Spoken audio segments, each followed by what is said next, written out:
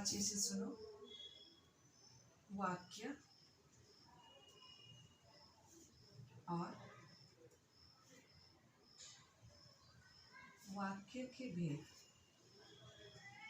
अभी वाक्य की परिभाषा है शब्दों के सार्थक मेल से बनने वाली जो इकाई उसे वाक्य कहते हैं। शब्दों के सार्थक यानी शब्द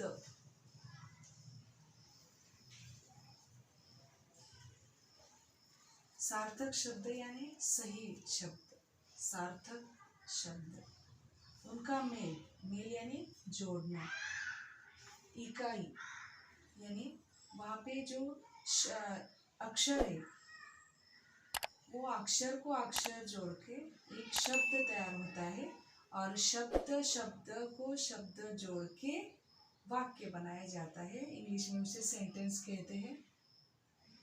वाक्य द्वारा आप वार्तालाप भी कर सकते हैं, बराबर है कि नहीं? तो अभी हम आगे देखेंगे वाक्य के जो अंग है, वाक्य के अंग,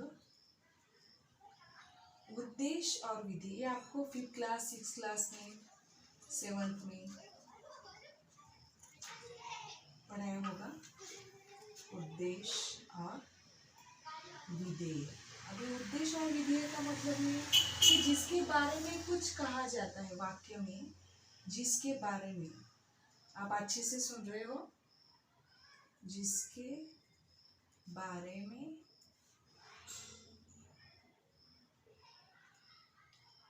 कुछ कहा जाए, जिसके बारे में कुछ कहा जाए। और विधेय का मतलब है उद्देश्य के बारे में कुछ कहा जाए, उद्देश्य के बारे में।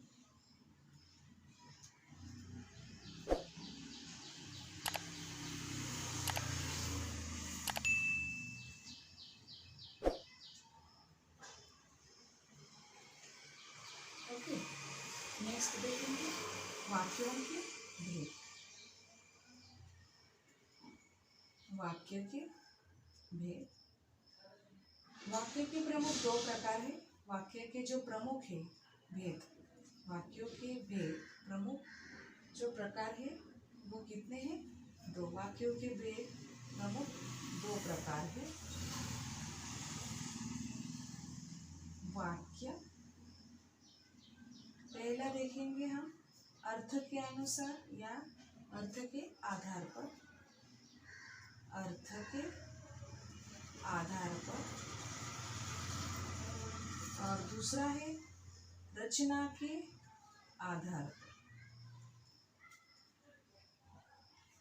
कुछ स्कूल में ऐसे भी कहा जाता है कि अर्थ के अनुसार और रचना के अनुसार। अर्थ के अनुसार यानी अर्थ के आधार पर हम देखेंगे एक विधानार्थी वाक्य, दूसरा है निषेधार्थक वाक्य,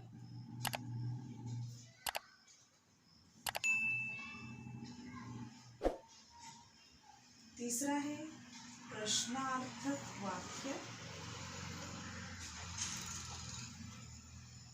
चौथा है आज्ञार्थक वाक्य,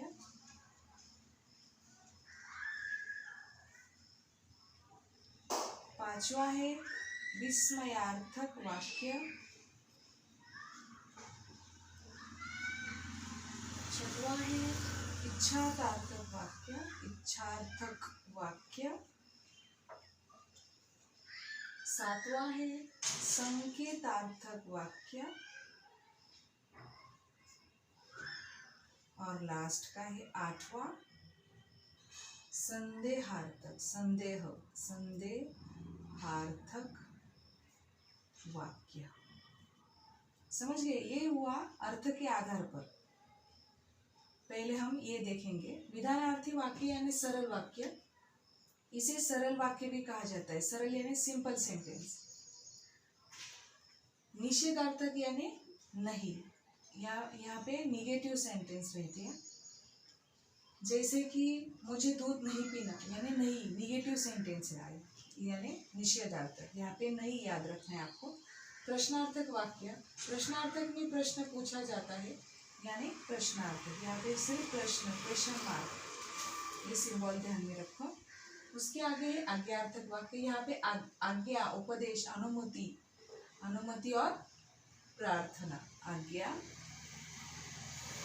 उपदेश, अनुमति या प्रार्थना की जाती है। जैसे कि सदा सत्य बोलना चाहिए, ये उपदेश किया है।